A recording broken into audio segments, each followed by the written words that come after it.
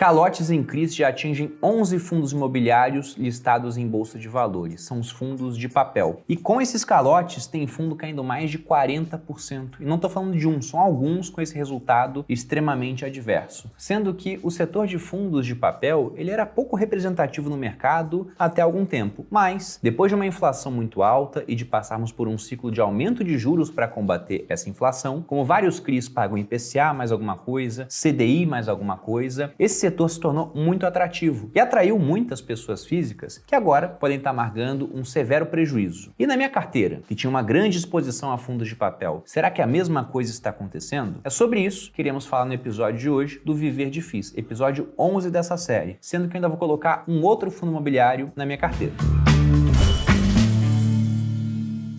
E aí pessoal do Você Mais Rico, quem fala aqui é Bruno Perini, criador do canal. E antes de entrar no assunto do vídeo, quero lembrar você que acompanha os conteúdos de deixar o seu like, se inscrever aqui no Você Mais Rico para que a gente possa continuar crescendo e alcançando cada vez mais gente. E também vou lembrar da questão do Viver de Renda, a turma 21 do meu curso de Educação Financeira. E aí eu já faço a indagação, que outro curso você conhece que está indo para a sua 21ª turma. Eu desconheço um outro curso tão longevo assim, geralmente o pessoal faz um, vende para demanda reprimida, não atende muito bem, no segundo já fatura menos, no terceiro mata o curso e vai fazer outra coisa. Aqui estamos indo para a turma 21 porque somos muito bons em pegar até mesmo uma pessoa completamente leiga a respeito de finanças, de mercado, de investimentos e transformar essa pessoa ao longo de 12 semanas, com suporte respondendo 100% das dúvidas dos alunos, numa investidora de verdade, capaz de montar uma carteira diversificada entre diferentes ativos, moedas e países. Se você está interessado em fazer parte da próxima turma, lembrando que nós teremos uma parte do valor, R$100 o valor da inscrição, dados em cashback na nossa previdência de renda fixa na Grão, tem um link aqui na descrição do vídeo para que você possa entrar na lista de pré-matrícula. As matrículas, elas se iniciam no dia 15 de maio. E há também um outro bônus. Para quem não sabe, eu estou escrevendo um livro esse ano, depois de muita postergação, e eu vi por que eu postergava, porque é difícil pra cacete escrever um livro. E toda vez que eu falei, o pessoal usa ghostwriters, esqueçam os meus ataques, porque de fato dá muito trabalho e não acho que vai compensar, porque eu não acho que um livro vai dar tanto dinheiro assim. São outros motivos que me levam a fazer isso. E para o pessoal que se inscrever nessa turma do Viver de Renda, eu vou dar acesso aos primeiros capítulos. Eu estou chegando ali pela contagem do número de palavras na página 100. Meu editor falou que é bom ter 200 páginas. Eu acho que vai ser difícil eu finalizar o livro com 200 páginas, mas vamos ver. Acho que ele vai ter que ser um pouco maior. Mas o pessoal do Viver de Renda vai ter acesso aos primeiros capítulos, então mais um bônus. Para quem estiver interessado, há mais informações, você pode entrar na lista de pré-matrícula através do link que está na descrição. Entrando agora no assunto do vídeo, se você assistiu o episódio 10 dessa série, você vai se lembrar que da última vez eu fiz um aporte de R$100 mil na minha carteira, sendo que até então, como você pode ver aqui na tela, eu tinha uma grande concentração de fundos de papel nessa carteira. Eles eram mais de 41% do total que eu tenho de investimentos nessa carteira de FIIs. Então, com esses 100 mil, eu tinha o objetivo de diversificar mais a minha carteira e depender menos do setor de fundos de papel, ainda que com parte desse valor eu tenha comprado um fundo de papel, o KCRE, o que um mês depois acabou se mostrando uma boa decisão, porque esse fundo foi destaque neste mês. E agora, se eu olho para minha carteira, aqui dentro do MyProfit, o programa que eu uso para consolidar a carteira e também para me auxiliar na declaração de imposto de renda, o que nós temos, se eu vier agrupar aqui não por fundo, mas por setor, é que a minha dependência do setor de papéis diminuiu, não é mais 41% da carteira, foi para 33,71%. Nós temos aqui um pouco mais de 18 em fundos de fundos, 18 na parte de imóveis mistos, que envolve lajes corporativas, 18 na parte de galpões logísticos e 11,56 na parte de shoppings, sendo que da última vez eu manifestei o meu desejo de, nesse episódio, comprar um fundo de shopping que não fosse o fundo que eu já tenho, que é o XPML, que é um fundo que eu gosto bastante, mas se a gente for lá no Status Invest, a gente observa que o XPML ele já está negociando um pouquinho acima do seu valor patrimonial. Então, na minha visão, com tantos bons fundos de shopping descontados, não valeria tanto a pena assim comprar o XPML agora. Na verdade, eu até estou me indagando se não valeria a pena vender esse fundo para comprar um outro fundo com mais desconto. Mas por enquanto eu não vou fazer isso, é uma indagação, estou pensando sobre isso. Bruno, teria que pagar imposto de renda, desde que eu não tenha prejuízos a compensar, porque eu não precisaria pagar imposto de renda. E uma sugestão de vocês foi de dar uma olhada no HGBS. E eu cheguei a olhar esse fundo, eu achei ele bem interessante, mas as compras desse quadro eu prefiro fazer aqui nos vídeos. Então eu não pude comprar antes da hora e o que aconteceu com o fundo foi que no mês atual ele subiu quase 10%. E aí o desconto que ele tinha sobre o valor patrimonial, que estava em 20%, ele estava sendo negociado a 0,8% do seu PVP, agora está em 0,9%. Então ele subiu bastante. Ainda continua descontado, se eu for comparar com o XPML, mas com menos desconto do que ele tinha antes. Então, embora vocês tenham comentado desse fundo no vídeo anterior, não será ele que eu vou comprar, mas eu vou comprar um fundo de shopping nesse vídeo. Antes disso, vamos voltar para a carteira para dar uma olhada no desempenho. Então, já vimos aqui a questão da composição por setor. Se eu vier na parte de resultados, eu tenho meu patrimônio e painel de proventos. Vamos dar uma olhada nos proventos primeiro. Eu já estou com eles abertos. Por padrão, ele está me mostrando só os recebidos nesse ano. Eu vou mudar aqui o período e vou colocar todos para contemplar os 11 meses de existência da carteira. Inclusive, pensando nisso, eu fico até impressionado, né? Já estamos a ponto de completar 12 meses, um ano inteiro, para que a gente possa ver o desempenho das alocações. E olhando aqui nesse mês, eu vou descer aqui para baixo primeiro, vejam que nós tivemos o maior recebimento absoluto em termos de dividendos, o que é natural, afinal aumentei o tamanho da carteira, mas também o maior yield on cost, ou seja, o recebimento de dividendos comparado ao preço que eu paguei nas cotas dos meus fundos imobiliários. Veja que eu estou com 0,99% de yield on cost, ou seja, quase 1% ao mês comparado ao preço que eu paguei nesses fundos. Eu estou ganhando inclusive do começo da carteira, quando pegamos apenas um fundo e conseguimos 0,95%, ou dos ótimos meses de janeiro e fevereiro com 0,91%. E o destaque para que isso pudesse acontecer veio para o KCRE, que foi o fundo de papel que eu coloquei por último na carteira e no qual aumentei posição no último episódio. Veja que o yield on cost dele está em 1,49%, o que acabou puxando para cima a média da minha carteira, levando para quase 1%.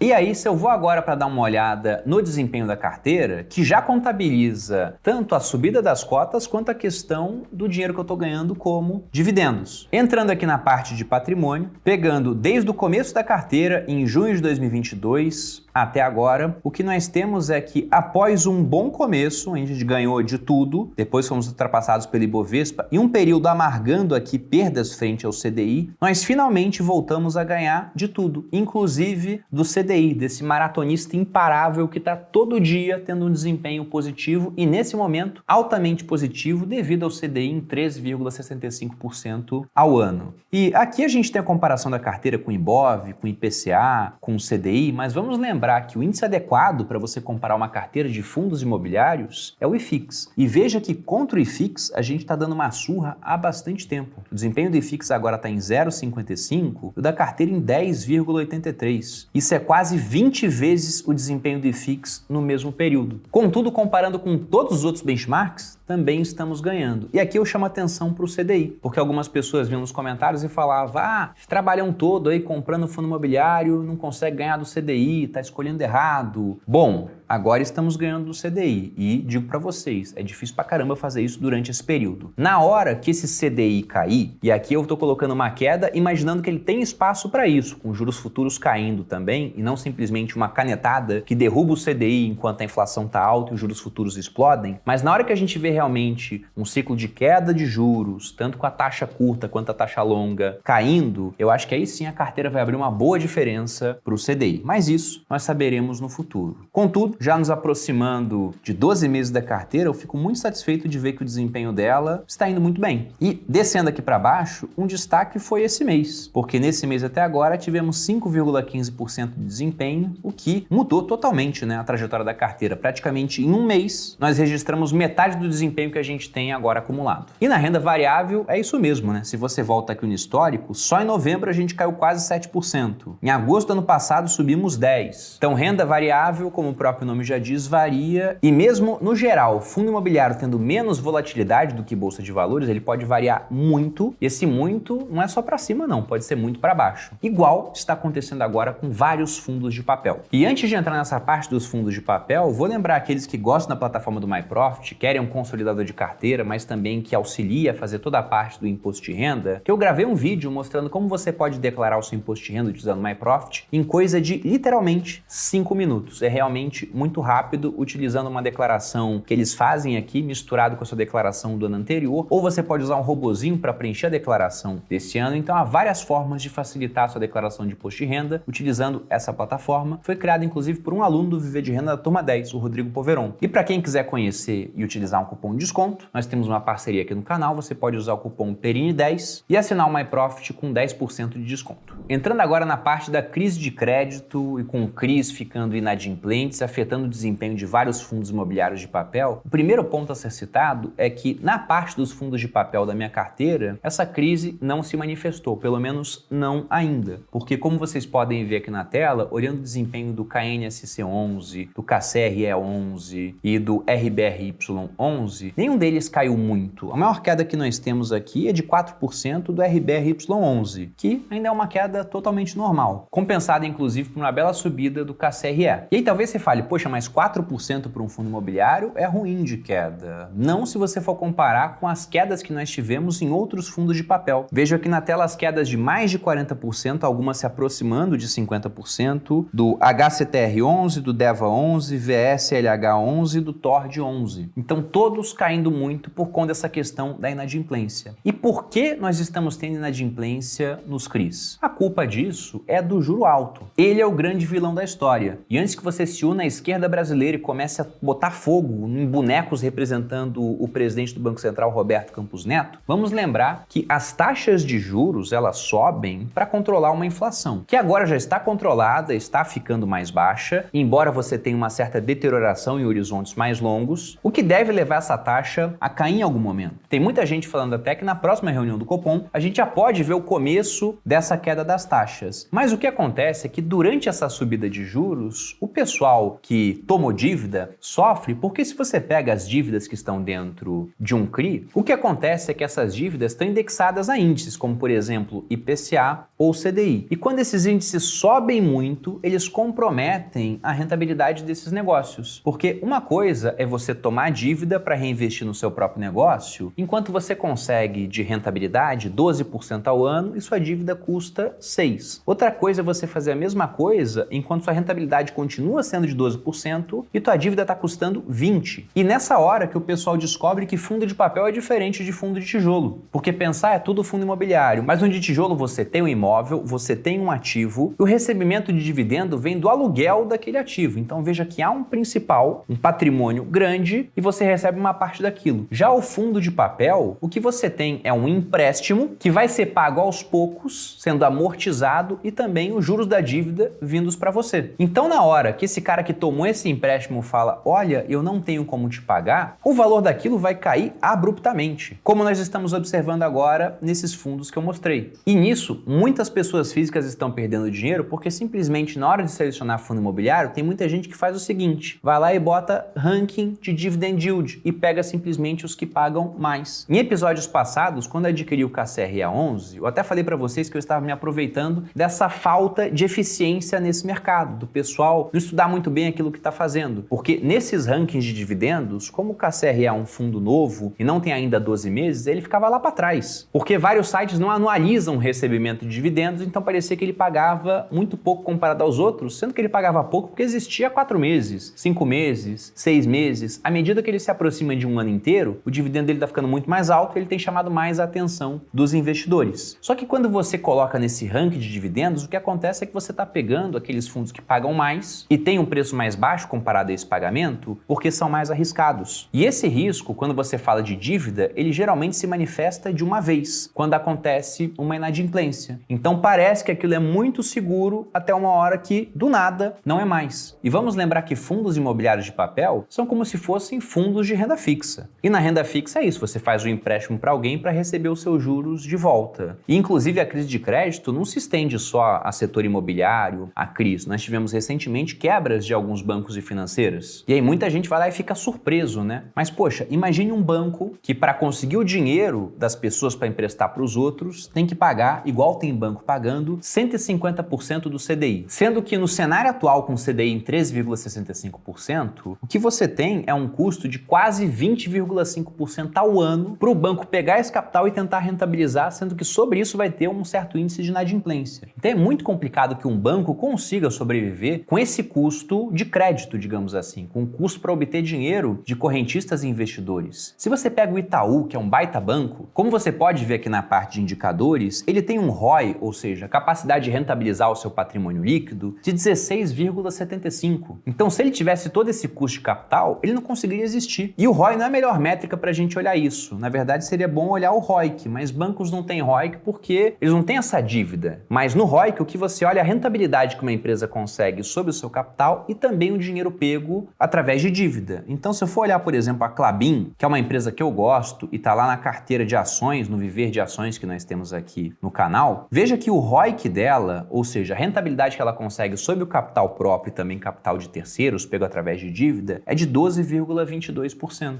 Então, se ela tem um custo muito alto na dívida, muito acima disso, não valeria a pena para ela tomar dívida, ela teria sérios problemas, inclusive, para conseguir pagar essa conta. É o que está acontecendo com várias empresas do segmento imobiliário que fizeram CRIs pensando, vou pagar CDI mais 2%. Enquanto o CDI está em 2, beleza, a hora que o CDI vai para 13, aí fica muito complicado. Poxa, Bruno, entenda a complicação, mas essas dívidas não estão ligadas a algum tipo de garantia real, um imóvel, um terreno? E sim, estão ligadas à garantia real, mas o ponto é que quando uma empresa tem problemas, ela pode apelar para uma recuperação judicial, como vocês podem ver aqui na tela, que o Gramado Parques está fazendo. E quando uma empresa entra em recuperação judicial, você não consegue acessar essas garantias. Então você emprestou o dinheiro, você tem uma garantia, mas não pode vender a garantia para reaver o dinheiro. Aí nisso, o fundo imobiliário vai ter o seu pagamento de dividendos afetado, porque afinal de contas está parando de receber os juros daquele CRI. Quando esse pagamento cai muito, as cotas caem pra caramba também. Um monte de pessoa física vê aquilo e fala, caramba, vou me desfazer. E não só pessoa física, você pode ter outros fundos que compraram aquelas cotas se desfazendo também, por entender que o tempo até que o fundo tenha um acesso à garantia vai ser longo demais, não vale a pena esperar. E nisso tem gente vendendo 40%, 50% do valor que foi investido, simplesmente porque não conseguiu enxergar a realidade do mercado, que é, se você tem mais prêmio, você geralmente tem mais risco. Só que o nome desses fundos que pagam mais, que geralmente são conhecidos como high yield, ou seja, pagamentos mais altos, na verdade deveria ser high risk, ou seja, você tem mais risco e por conta disso você tem pagamentos mais altos. Na verdade, a equação aqui é muito simples, né? Nós temos 3 equações. Se você tem mais pagamento, você deve ter mais risco. Se você tem pagamento médio, deve ter um risco médio. Se tem pagamentos mais baixos, geralmente porque você corre menos risco. Então vale sempre aquela máxima do Milton Friedman de que não existe almoço grátis. Se você vê um fundo pagando muito mais do que os outros do mesmo setor e você não sabe o motivo, pode ter certeza que algum motivo existe ali. E se você for estudar, você vai ver que aquilo que parece muito bom para ser verdade, muito pagamento para um risco baixo, geralmente não é verdade. Você pode ter muito mais risco escondido. E aqui eu uso escondido, mas na bucha não é nem escondido, porque se você pega lá os relatórios que os fundos eles colocam mensalmente, você vê a procedência daquele CRI, qual é a empresa que vai ter que pagar os juros. E uma coisa é você ter uma empresa, por exemplo, de capital aberto, que você consegue olhar os números e ver que, olha, ela consegue uma rentabilidade boa sobre o capital que ela pega emprestado, e outra coisa é emprestar para uma empresa que você não tem dado nenhum, que você não consegue ver nada dela e que simplesmente seu único contato é se você foi em Gramado e parou no estacionamento, ficou numa pousada e viu alguma coisa. Então, eu prefiro muito mais, nessa parte dos fundos de papel, ter mais segurança. E até agora deu certo, porque veja que os fundos da minha carteira não foram afetados. O que não quer dizer que eles não possam ser afetados, porque esse juro alto durante muito tempo, ele é realmente problemático. E agora, para fechar o nosso vídeo, só falta uma nova aquisição para a carteira. Então, como vimos no começo, o menor setor representado na carteira é o setor de shoppings, com apenas um shopping no meu portfólio, que é o XPML11, que já está precificado adequadamente. Inclusive, para a realidade atual, a gente pode falar que ele está um pouco caro, afinal de contas, está negociado acima do seu valor patrimonial. E buscando outros fundos desse setor, que é um setor que me agrada, o próprio XPML, por exemplo, está aumentando dividendos ao longo do tempo, eu dei uma olhada no VISC11, que é um dos maiores fundos desse setor. Se a gente olha aqui, ele tem um patrimônio de 2,3 bilhões, inclusive levemente maior do que o XPML11. Tem um pagamento de dividendos que está mais baixo do que o XPML, só que ele tem um baita de um desconto sobre o valor patrimonial. Então está negociando a 0,86 do seu valor patrimonial, ou seja, 14% de desconto em relação ao que ele tem de patrimônio. Eu acho isso bem atrativo para o mercado atual. Se eu olho o portfólio desse fundo, nós vemos que ele tem uma distribuição muito boa por estado, então ele está bem diversificado. mercado, sendo que a maior parte da área bruta alocável do portfólio está localizada em São Paulo, cerca de 24%, e no Rio de Janeiro, com mais 14%. Então, ele tem um perfil diferente do XPML11, tem muito mais presença nacional, mas ainda com uma concentração dentro de locais nos quais eu entendo que o metro quadrado ele é mais caro. E olhando aqui por indexador de contrato, também tem uma coisa que eu considero boa no longo prazo, que são vários contratos indexados ao IGPM, que em alguns períodos fica até menor do que o IPCA, mas se você olha a tendência de longo prazo, o IGPM ele costuma ficar bem mais alto do que o IPCA. E agora, o que eu vou fazer é comprar mais ou menos uns 40 mil reais do VISC11 para colocar no meu portfólio. E com isso, o setor de shoppings ele vai passar a ser o segundo maior do portfólio, perdendo apenas para o setor de papéis. Já estou com o home broker da corretora Rico aberto e vou comprar o VISC11. Quanto que eu vou comprar? Em torno de 40 mil reais, que é o investimento que eu vou fazer na carteira neste mês. Para isso, então, levando essa cotação, vou colocar 106,99, acho que vai ser executada. A última foi 107,03, mas a minha ordem ficaria em primeiro. São em torno de 375 cotas. Vou até aumentar isso aqui, vou botar 107 exato para poder executar. Então, coloco minha assinatura e dou a ordem de compra. Parte dela já foi executada. Vou abrir aqui a lista de ordens para ver o quanto. Até agora eu sou o feliz proprietário de 5 cotas, de um total de 375 que eu quero comprar. Não sei se irei conseguir, né? Porque veja que já tem uma ordem de 107,1 centavo aqui. Foi executada, a minha voltou a ser a primeira. E não tem muito tempo o mercado ficar aberto. Já estamos chegando ao final. Mas no próximo vídeo eu atualizo vocês do preço, porque no final eu vou comprar isso aqui depois do vídeo. Mas qual foi o preço médio, ele vai estar lançado no MyProfit e a composição da carteira nova para que a gente possa começar o episódio seguinte do Viver de FIIs com o final desse episódio de fato, né? Com a compra tendo sido executada. É isso, eu vou ficando por aqui, espero que tenham gostado de mais esse episódio. Se você gostou, deixa o like, se inscreva no canal, me siga nas redes sociais. Um grande abraço e até a próxima.